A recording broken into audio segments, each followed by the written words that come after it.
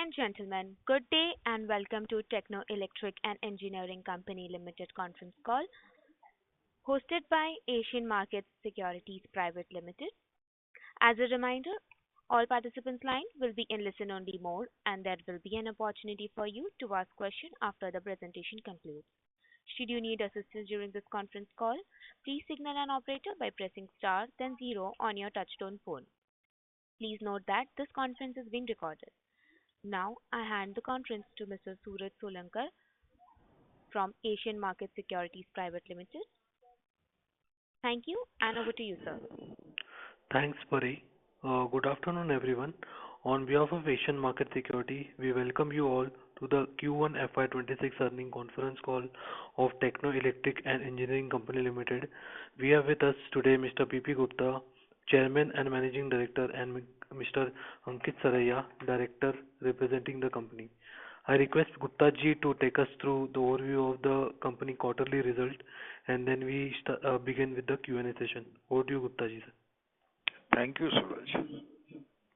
Very good afternoon and welcome everyone to discuss Techno Electric's financial results for the Q1 and year ended of the year 30th June 2025. Anything said on this call which reflects our outlook for the future or that could be construed as a forward-looking statement must be reviewed in conjunction with the risks that the industry and company faces. Let me highlight our performance for the Q1 financial year 26.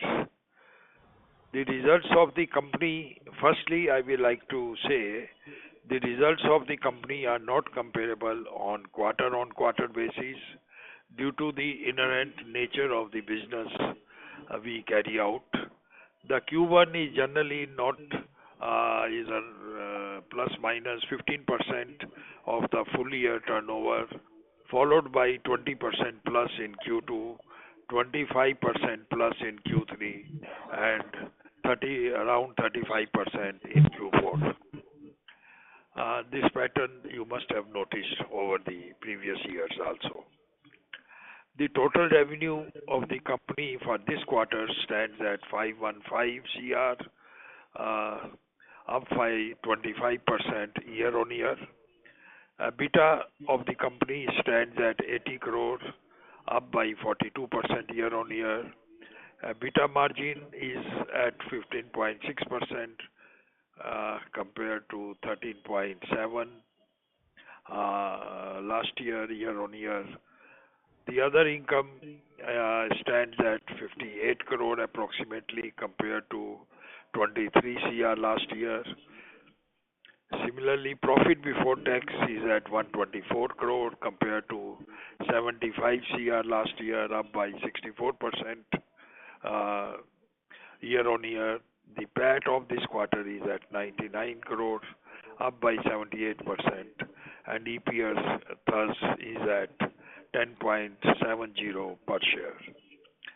We have been getting compressed schedule due to delay in acquiring land parcels for setting up of the facilities from our clients as they want their projects to be operational as per COD dates forming part of their concession agreements. We are bettering the timeline in setting up of the prestigious substations, which is again repeated after Seeker at Dosa, which is 765 by 400 kV substation comprising of 28 elements of transformer and reactors, which implies a 5 gigawatt of transforming/reactive capacity. A compressed schedule increases the productivity of the resources deployed, which includes mechanized construction equipment, skilled labor, the cost of procurement of local inputs, materials, etc.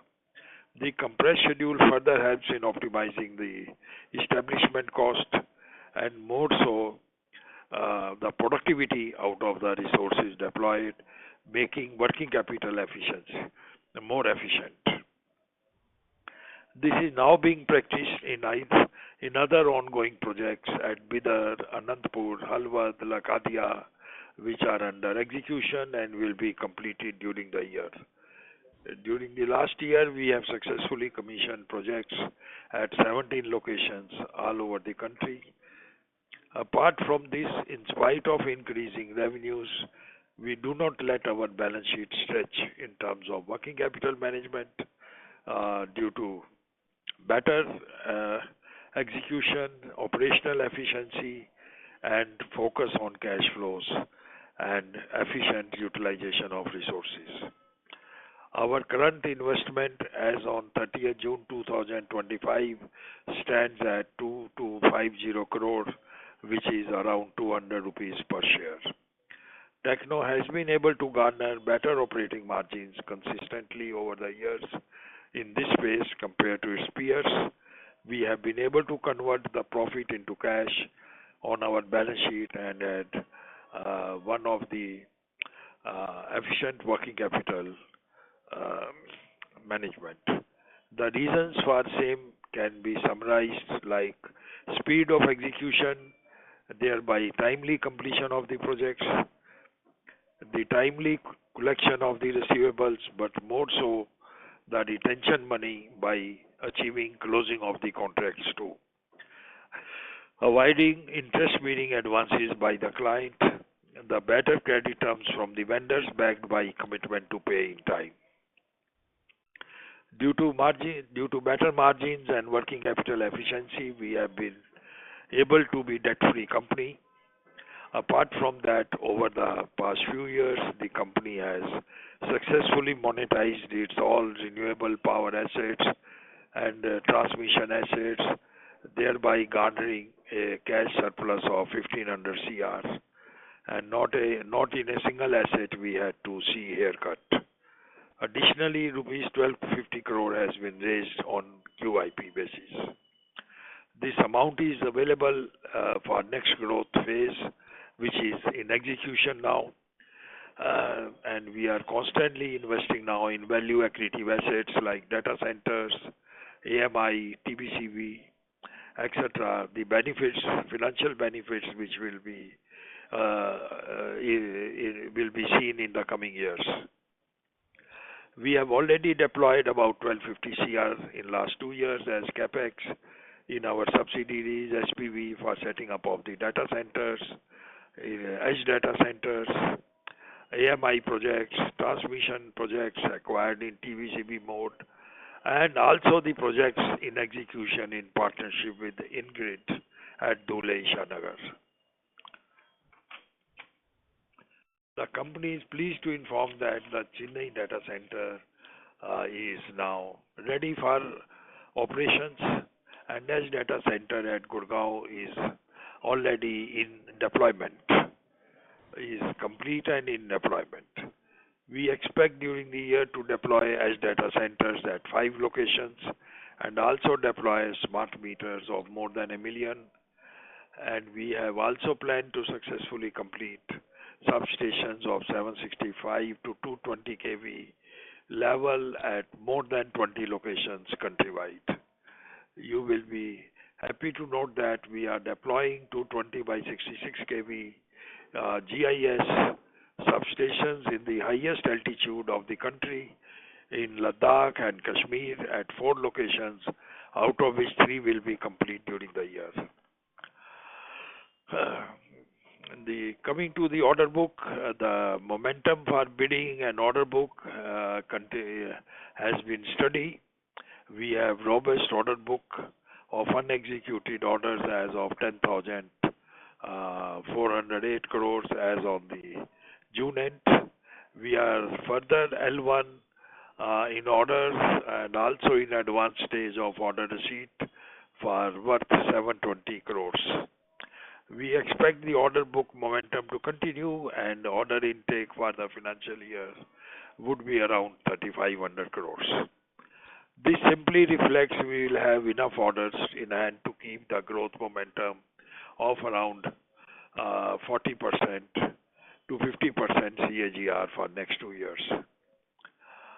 Building on this growth momentum, witnessed in last 3 years. Over our monthly revenue grew from 75 crores in 23 to 200 crore per month in financial year 2025, which is further planned to be at 300 crore per month in the current year. This confidence stems from our already achieved performance in the previous year successfully. With this, the rate of order backlog to execution will be at around 3 plus, which is the industry norm. In the meantime, the company will continue to grow up its business in data center space, which is becoming very exciting with every passing day. We are pleased to inform that our Chennai data center has been considered eligible for deployment of AI-backed applications, including clouds.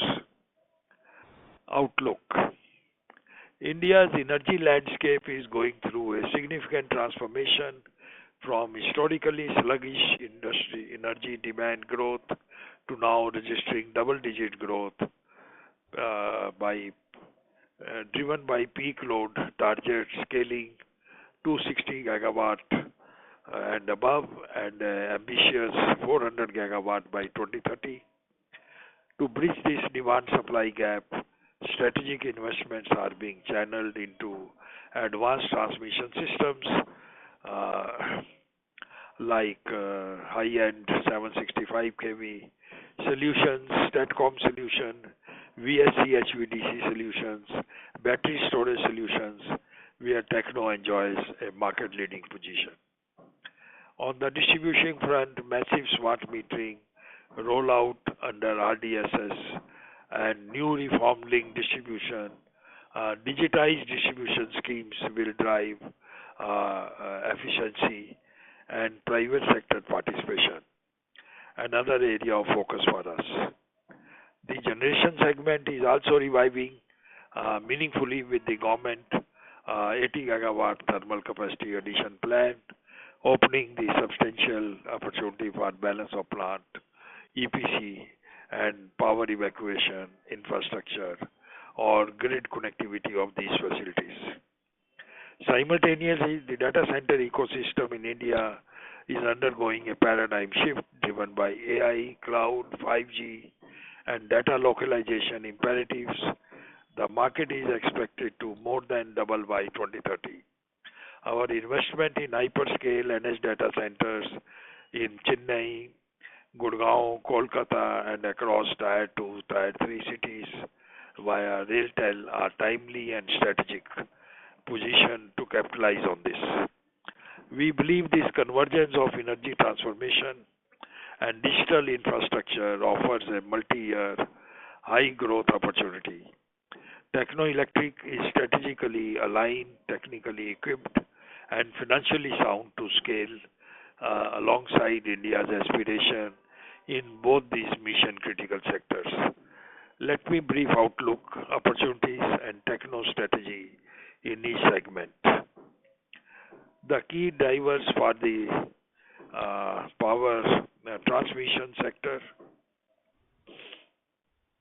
are integration of 500 gigawatt of renewable energy to the grid, needs at least 50,000 circuit kilometer of transmission lines, and at least 433 kMVA transformation capacity.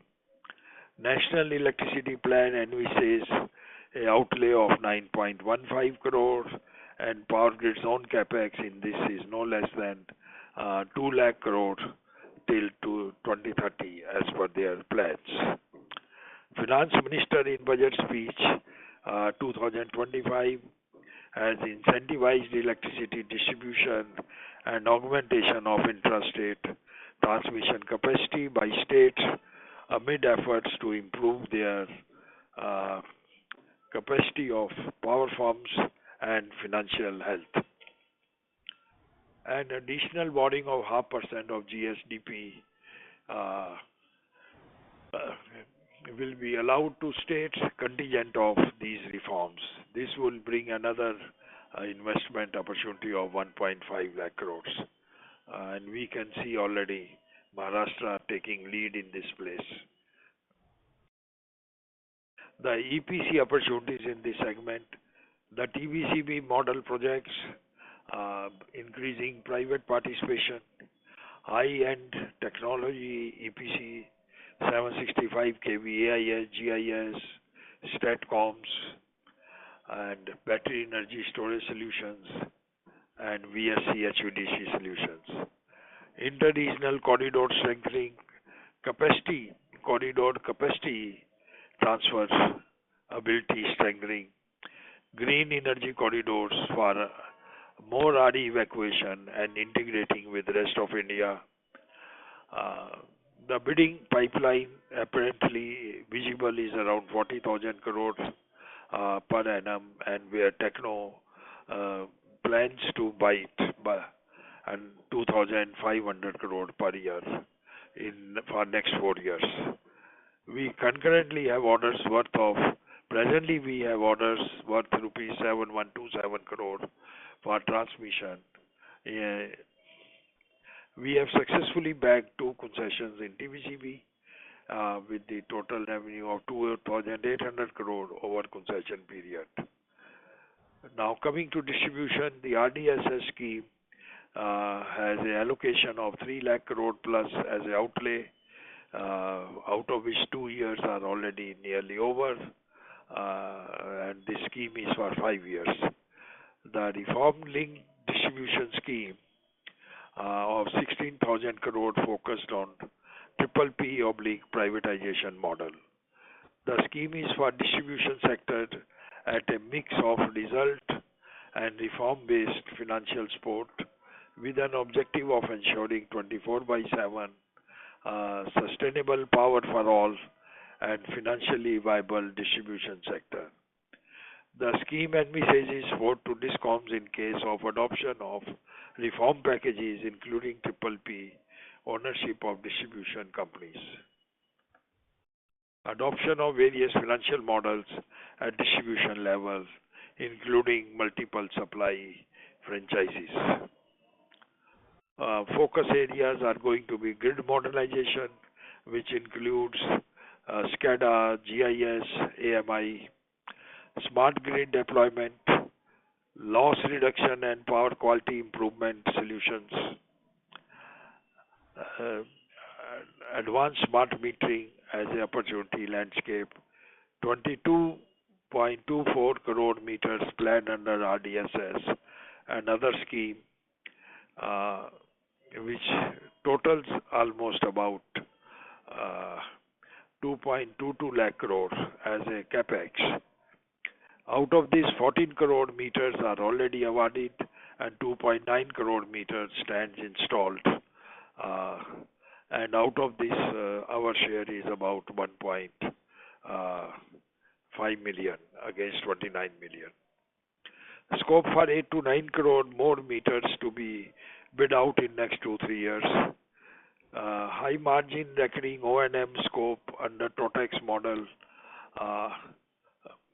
and also data-driven discom transformation due to the very presence of smart meters or AMISP in place now. We have won concessions in AMI for 2.5 million meters, out of which by now we have deployed about 0.8 million, and it will be around 1.7 million by the end of the year. Thermal generation. 80 gigawatt of additional thermal capacity is planned by 2030 to meet the peak demand of 400 gigawatt. Focus on ultra supercritical and supercritical plant technology, which means lesser coal consumption and also emission thereby. The EPC scope as a balance of plant will continue to be there. We'll have a scope to deliver at least the grid connectivity part as well as the electrical elements for auxiliary systems. The estimated EPC opportunity is about 80,000 to 1 lakh crore over 7 years, out of which we intend to back around 500 crore per year. Uh, Renewable generation. The target is 500 gigawatt of renewable capacity by 2030, up from around 200 gigawatt currently. Need to integrate solar plus to solar hybrid systems and wind farm EPCs, and also to ensure RTC solutions, floating solar and RE parks under MNRE programs. The EPC opportunity is another 3 to 4 lakh crore, and with number of pooling stations required to facilitate this capacity. The budget for financial year 26 significantly increased allocation for the renewable energy sector, with the budget estimates reaching almost rupees 258 billion. For MNRE, a 39% increase against the earlier budget allocation of 191 billion from last year. We see a slowdown in FGD segment, particularly after the Niti Aayog report. But the orders we have got will continue to be executed at the given pace. The industry may see business to the extent of 5 gigawatt per year from SCBs and somewhat from private sector in this space if they are classified under category A by the Ministry of Environment and Forests. We have got the orders worth 1450 crore of FGD and is progressing normally. Next is the data center. Major growth drivers for data centers are public cloud adoption, data localization, policy incentives, digital transformations, technology development, and the rollout of 5G, AI, 5G, and VR increased adoption, revolutionizes enterprise technology market. IoT, big data, and private cloud computing will be another opportunity. The Chennai data center is now ready in its first phase of 5 megawatt, which is a high, I will say, hyper density infrastructure deployed in this solution. We have invested about 500 crore into this project by now. Despite facing delays due to regulatory and permissions, approvals, etc., supply chain disruption, we have successfully now completed the first phase of our Chennai data center and now is in deployment. We are ready to deploy 40, almost 50 racks, I will say, before end of Q2, which is half megawatt, and we hope to deploy this full capacity by December end. We are inaugurating this facility on 27th August, and our first few orders from retail customers will help us streamline our operations and demonstrate our capabilities as a data center operator. We have received orders from leading media production studio. We're working on animation and special effect, VFX. They will be running this entire studio operations from our data center and will be a good reference for future. Our pipeline for data center is robust, and with ongoing discussions with cloud and AI partners, these partners are particularly interested in high-density setups, leveraging the unique value propositions offered by our Chennai site due to its comprehensive design. Domestically, we are engaged with banks, CDNs, domestic cloud providers, receiving positive feedback from one global private sector bank. We are actively participating in RFP processes with the global bank, which we anticipate conclusion within next 2 months. Recent advancement in the AI field have significantly increased the demand for data centers. GPUs require substantial resources that can only be supported by data centers like ours. With the unique proposition due to the design of the Chennai data center, we are placed ahead of the competition. India's AI mission has recently commenced with the empanelment of various players, and we are in contacts and negotiations with multiple stakeholders to provide our data center infrastructure at Chennai. To enhance our market reach, we are onboarding global channel partners for distribution and establishing an extensive distribution network within India for our forthcoming data centers. With help of our distribution and IT players, we are also in discussion with some customers for bare metal private cloud services with our customers. With enriched service offerings, we'll have better monetization per rack. Edge data centers. We have secured a concession from RailTel to build 100 edge data centers, as you know, at Tier 2, Tier 3 cities and towns across India. Our first EDC in Gurgaon with 200 kilowatt is complete and is being now in deployment. We have now in the process of deploying the racks to the various customers engaged by RailTel, which are largely government and PSUs. Work on the Mumbai Edge data center has become and is expected to be operational by in H2 of the current year. Discussions are ongoing with an Indian conglomerate to lease 100% of the capacity upon commissioning. We are negotiating and contracting 4 to 5 Tier 2, 3 locations with global hyperscale customers. We have shown interest in sites at Gandhinagar, Indore and Bhopal. New Delhi, Hyderabad and Guwahati are targeted for future edge data centers under the RailTel contract. Multiple inquiries from distributors and channel partners are being actively pursued.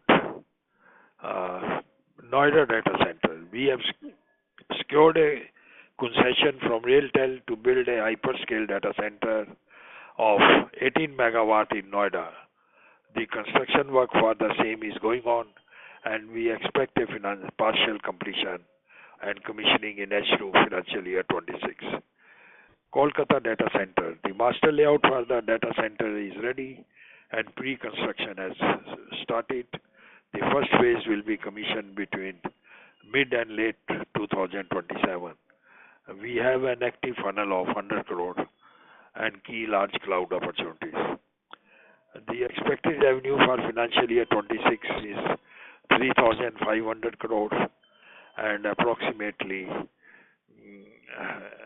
a growth of another 25% for the year 26-27.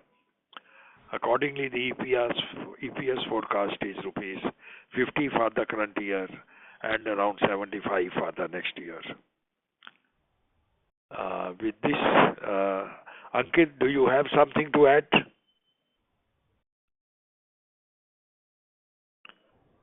Yeah, No, I think we can continue. Yeah, we can take up the questions now. Ankit, join नहीं किया क्या? Thank you very much. We will now begin the question and answer session. Anyone who wishes to ask a question may press star and one on their touchtone telephone. If you wish to remove yourself from the question queue, you may press star and two. Participants are requested to use handsets while asking a question. Ladies and gentlemen, we will wait for a moment while the question queue assembles. The first question is from the line of CA Garvit Goel from Invest Analytics Advisory. Please go ahead. Hi, am I audible? Yes, sir. Yeah, welcome, dear. Good evening, sir, and congrats for a good set of numbers. You mentioned about FGD slowdown, and while you also mentioned in existing order book, we will not be facing any hindrance in the terms of execution. Can you spend few minutes on explaining the impact of this policy related to FGD on your vision for Techno's scale-up over the next 3 to 5 years, sir? That's my first question.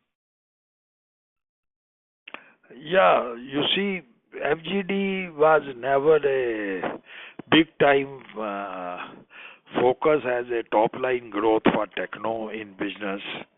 We never expected business to be more than 3 to 400 crore per year out of this segment, and we wanted our presence to be no more than 5% in this marketplace. I think this is a debatable space even now. Although government has under some prudence classified requirements on category A, B and C, believing the cost of deploying the solution is not value driven. The capex is a lot more than the benefit achieved out of this facility. So they have classified the country based on populations, 1 million and above, number one, and the powerhouse must be within 10 kilometers as a category. Then they have a B category and a C category. That B is not very well defined, but C is which are not required immediately. So that is the classification. But if the ongoing projects have already achieved a progress more than 40%, those projects will see the completion, depending on the approval from the DISCOMs. That is how the policy is. So government is actively engaged. Meetings have been held at the level of the project utilities. CA has conducted meetings with generators.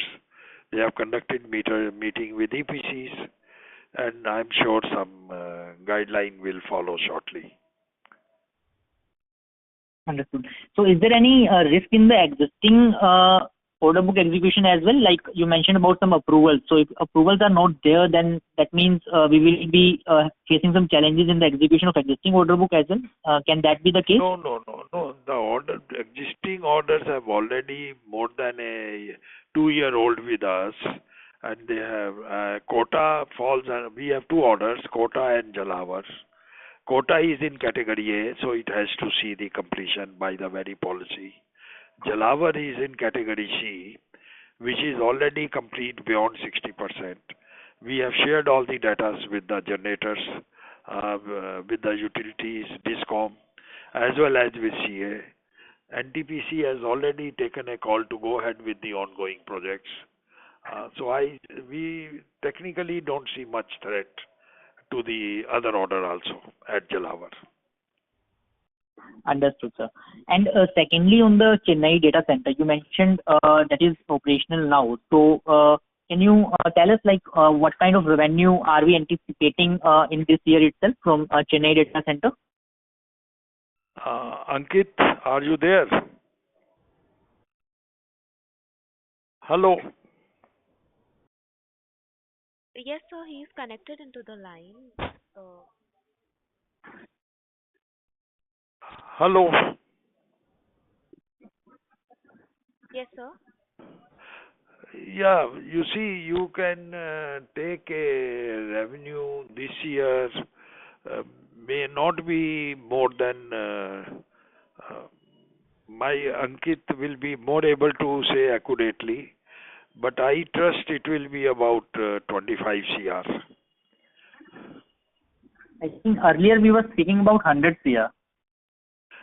Not this year. You see, ultimately this will grow up to 100 CR. I said today also.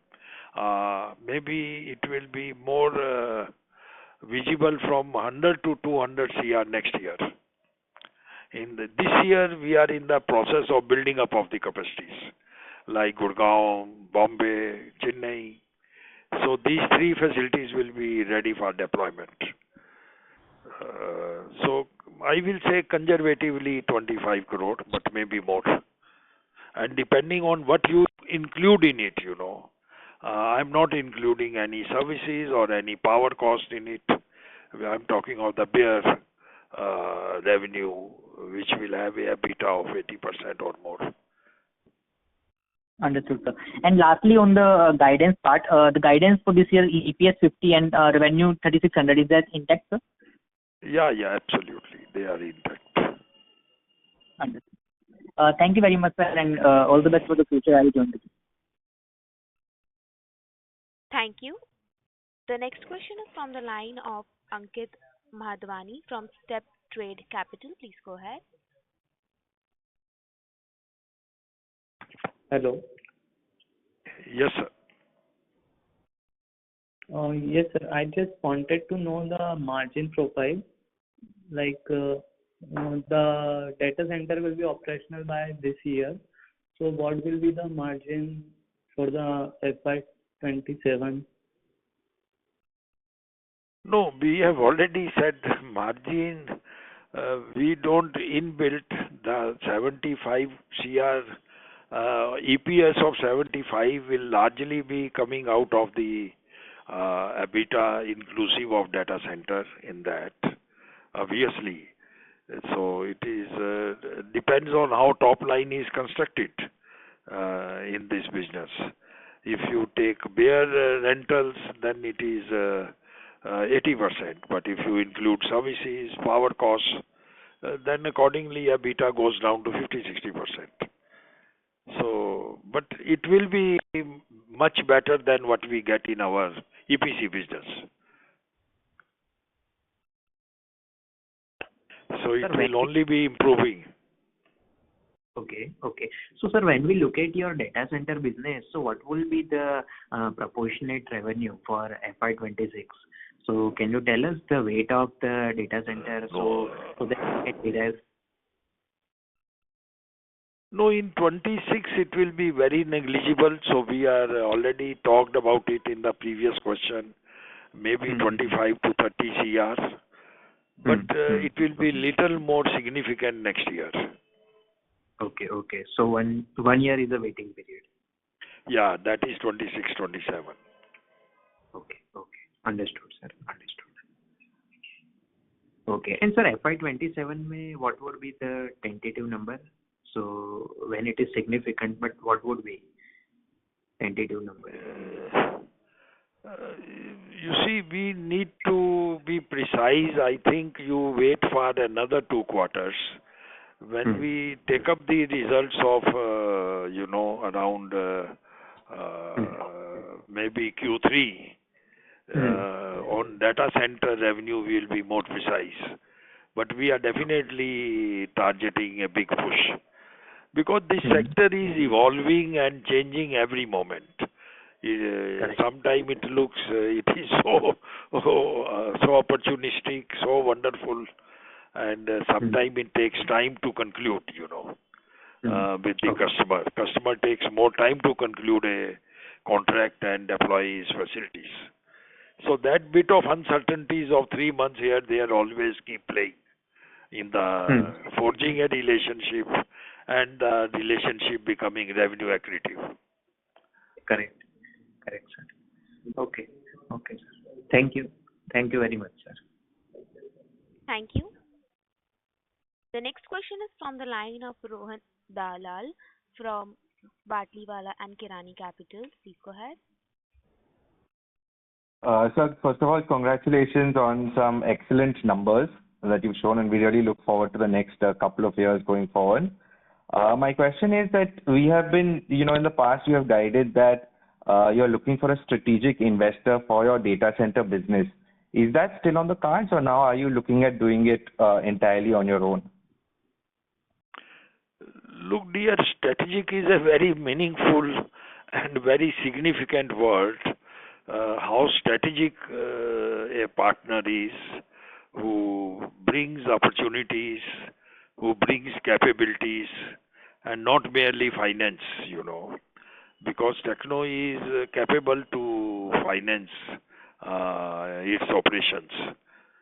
So we are exploring. We are continuously in touch with many great global firms as well as Indian companies. So it's a work in progress, I will say, and we have an open mind on it. So we will definitely take you in confidence as and when something significant happens. Okay. And sir, my next question is, I know that, in the past you have offered for if anyone wants to come and visit your office in Kolkata, who should we contact if we would like to come? Vishal Jain is our PR man. Okay. Okay. Thank you, sir. Thank you.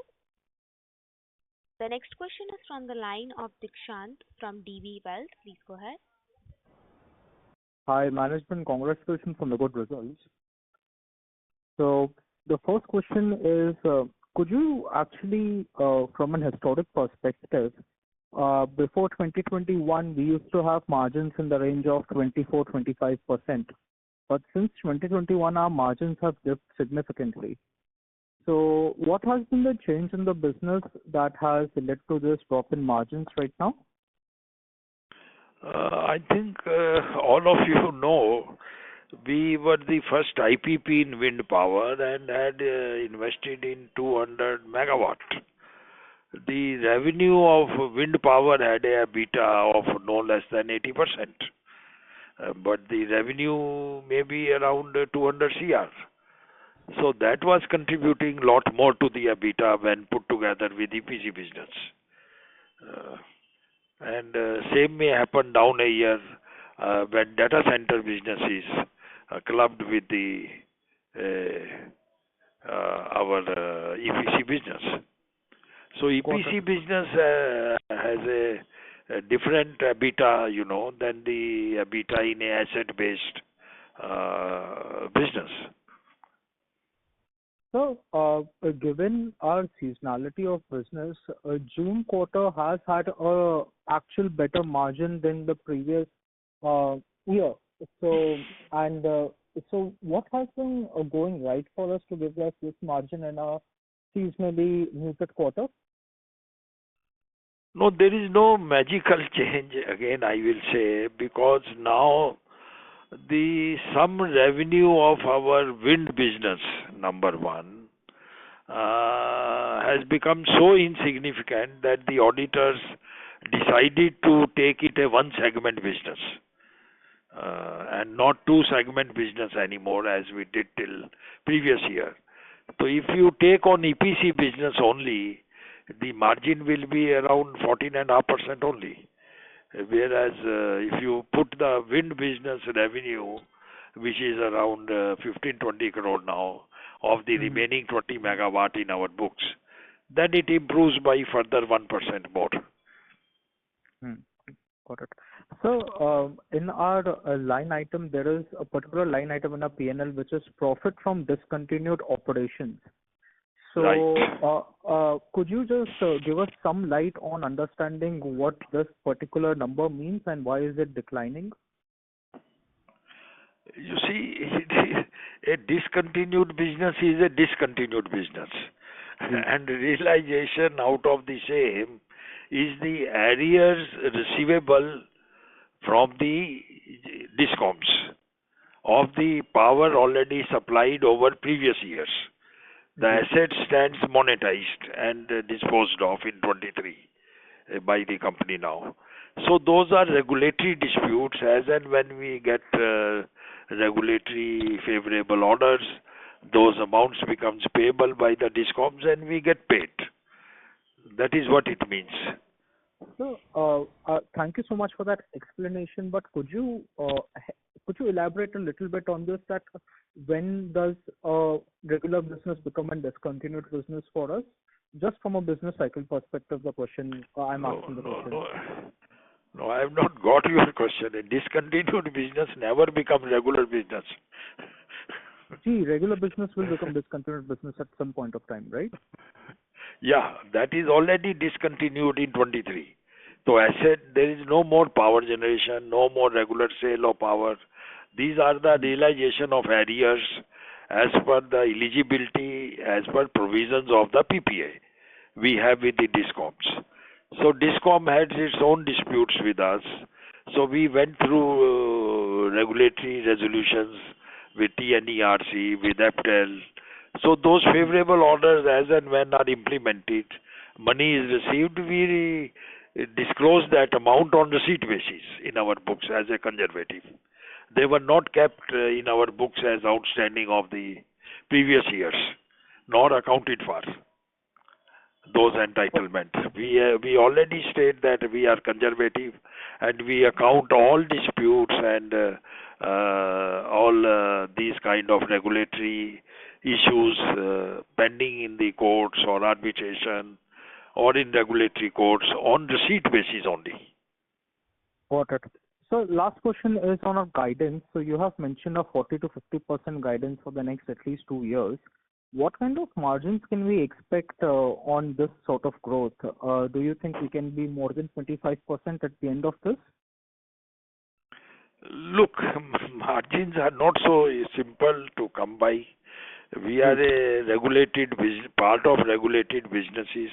As far as EPC is concerned, 14% plus minus will be the benchmark, as I have always guided and we have achieved consistently.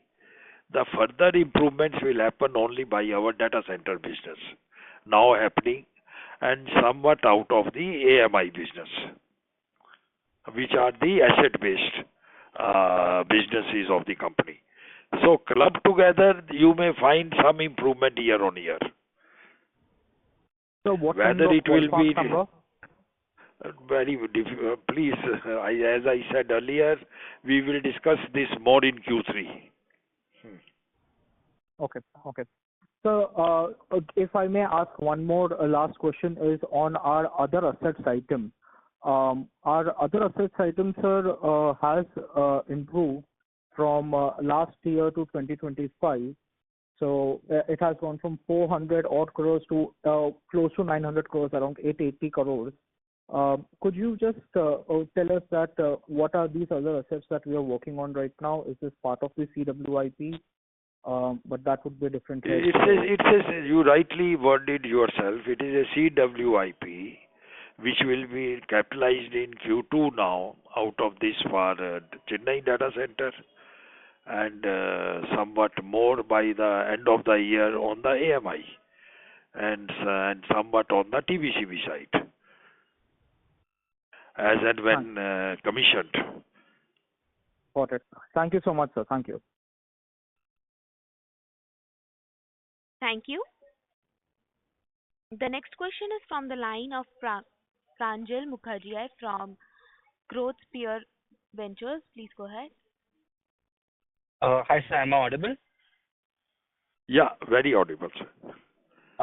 Sir, thank you for giving me this opportunity, and I have to say, sir, congratulations on a great set of numbers. Sir, I had a couple of questions on the smart meter business. So given we understand that H1 is usually a slightly low on the softer on the implementation part, in smart meters, and then the majority of the business and the implementation picks up in H2.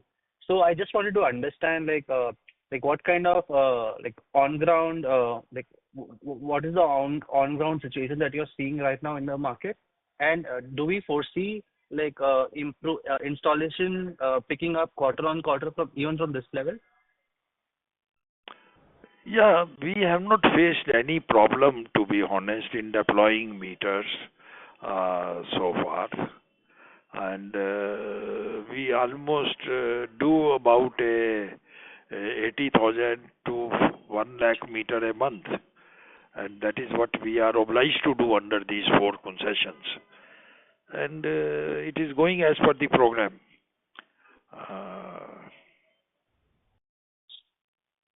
Right. So we are to complete all this by September 26, or entire 2.5 million meters, and by end of this year we should be at around 1.7 to 1.8 million meters, leaving another 500,000 or 0.7 million for next year, 6 months. Right. And sir, how are we seeing the new announcements that are coming out in states like Tamil Nadu and maybe Karnataka side? Like, are we also pursuing those opportunities? Not seriously, to be honest, because as we always maintained that our exposure will be no more than 3-5% in this segment because counterparty risk is little high because of the discoms, and discom Right. reforms are still not very strongly visible, though government is supporting it. So we are conservative on this aspect. Wherever we feel we are getting our good EBITDA, good customer support, we are there. But we are not going to grow this business aggressively. All right, sir. I get that. Thank you. Thank you for answering my question. Thank you. The next question is from the line of Shiv Kumar Prajapati from Ambit Investment Advisors. Please go ahead. Yeah. Hi, sir. Good evening, and congratulations on a great set of numbers. So, my question is on data center first. So, if I look at the last presentation, last quarterly presentation, I see 650 million of order in our order book. So the 25 crores that we are, assuming for this year, is it from that, or is it the additional 25 crores? No, it is part of that only, what you Okay. are seeing. Okay, understood. And sir, this Mumbai data center, is it on track? I mean, will Yeah, it commercialize? it will be commercialized by December. Okay. And sir, one more thing, what would be the depreciation rate for the data center? This is a very challenging question. In an evolving technology space, how to determine a depreciation is always a management challenge. Okay. Because absolution is a bigger risk you carry than a very physical, or operational availability of those assets. So technological absolution always is a challenge. To my mind, one should not take a life of data center more than 10 years, to my mind. Okay, 10 years. Got it, sir. And sir, in last year Q2, we had mentioned ki some foreign, like we are interacting with some foreign entities for our data centers. So could you shed some light, like what sort of customers and from what all reasons, we are in talks for the data centers? No, I have already. Can I take that? Yeah, Ankit, please go ahead. Yes. Yes. So as we mentioned in the beginning of the call, that we are in discussion with multiple foreign entities and even domestic entities who can be strategic partner to us. But now that we have successfully started operating our data center in Chennai as well as Gurgaon, and have started deploying capacity over there to end customers, we would ideally like to, possibly continue deploying that capacity and wait for right valuations. Because once we have taken the call of boldly going into a market on our own strength, then better to, see the entire cycle and then look out for a strategic partner who's willing to give those valuations which come with an asset which is generating revenue. So it is more wise to now wait and take a more prudent call and a bold call when the time is right. Having said that, we have not stopped discussing with strategic partners. We are already in discussion with them, and we keep engaging with them time to time. All right, sir. Thank you so much, and best of luck. Thank you. The next question is from the line of Vinod from Phillip Capital. Please go ahead. Yeah, thank you very much for the opportunity, sir. Sir, I had a question on distribution reforms. So you've seen this industry for a very long period of time. I think recently the Supreme Court has said that for Delhi, the regulatory assets have to be cleared in next 3 years, and this could become a role model for other distribution circles. So do you really think this time it's very different? Because we've seen a lot of different distribution reforms in the past which have faltered. So what's your view on this the Supreme Court judgment? Sir, I wish our country was more simple than what you are stating. When it comes to the politics of vote bank and power sector have not missed or not seen the market reforms like telecom or aviation or highways, similar sectors. So that's a sad part, it's a pain part that we go by so much of litigations and court orders, but states, it's ultimately a discretion of the states. We have two layers, it's a so-called concurrent list. We have SCRCs, we have CRCs. Rather, my biggest pain is the very Electricity Act. It provided two things, apart from others, that we will give a consumer a choice of the power supplier, and we'll also give a. Hello? Hello, can you hear me? Yeah, I can hear you now. Yeah, other than these two things like open access and choice of power supplier to the consumer, we have done everything in this sector. We have deployed best of the capacities, best of the solutions, best of the technologies, but still they are not cost effective because of the inefficiencies of the discoms. So that is a challenge which still persists in our sector, sir. And someday central government has to take as a economic reforms call that power sector is under GST, number one, which is still not. Number two, I will say that they must by legislative or parliamentary order make it mandatory to have a multiple power suppliers in every area of the country, as well as open access to the all generators. It should be one market, free market, like any other thing. When we say power is a commodity, then it must be dealt like a commodity. True. Sometimes you cannot say, some people will say it is essentiality, somebody will say it is a necessity, sometimes we want rules like commodity. So it is a very blended mindset. It's basically a mindset and behavioral issue in this sector of the local governments. Sir, on that thought, actually, since you mentioned open access, I think what's happening with state discoms is, I think, many of the industrial customers are, the C&I customers are moving out. They are moving into either captive or, hybrid kind of renewables. And that is probably, and they were typically the customer segment that used to cross-subsidize the others. So I think the pain is probably going to increase for state discoms than I think what we are seeing today.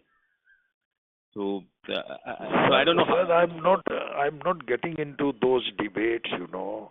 These we usually call it a creamy layer in our sector. That is the language we use, sir.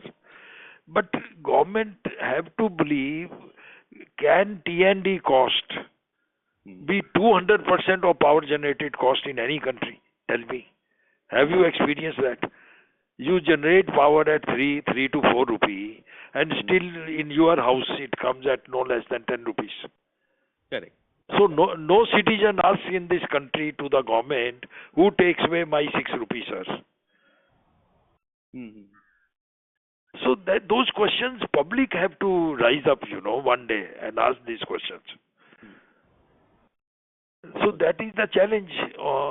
And obviously when normal efficiency or efficient and competitive solutions are not available to the industry or large commercial sector, they find roundabout ways to achieve it.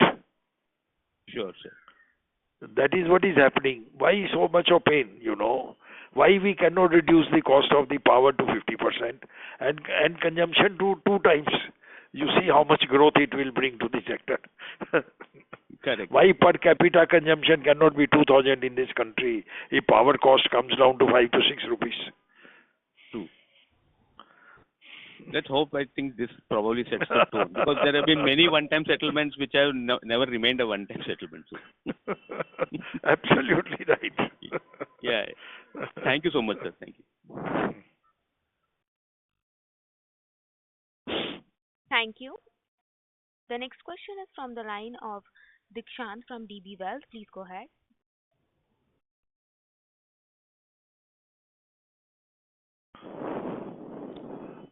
Hello. Please go ahead with your question, Mr. Dikshant. Hi, sir. Am I audible? Yeah, now you are.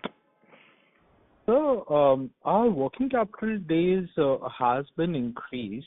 So, could you shed some light on what's happening on our total working capital cycle right now? No. It was very momentary in June, and if you are talking, in July itself, we realized no less than 250 CR out of these outstandings. So now it is back to normal. In June, customers were little short of funds, and government maybe funds were not released by the government MOP. Maybe war was the one reason, I don't know. But now we have got all the money back. Even our balance in the cash in hand is almost 2500 CR plus in standalone entity. So, do you think that our current year's working capital cycle will be in the similar range, or can we be better? Absolutely. No, it will be in the similar range, sir. So, sir, last year also our working capital had increased in 2025, FY25. Not at all. Please read our document more with a deep sight, with a growth of 50%. The working capital requirement remained the same. Our debtors were at 600 CR only. Got it. Thank you so much, sir. Yeah. Thank you. Ladies and gentlemen, that was the last question for today. I now hand over the conference to management for closing comments. Yeah, Suraj, will you like to say or? You say, sir. Yeah, thank you very much for joining the conference call. If you have any question regarding our performance, please send us an email. And you are always welcome to drop in our office if you happen to be in Kolkata or in Gurgaon, any part of the time of the year. With this concludes the conference, and we appreciate and respect your participation. Thank you very much. Thank you. On behalf of Asian Market Securities Private Limited concludes this conference. Thank you for joining us, and you may now disconnect your line.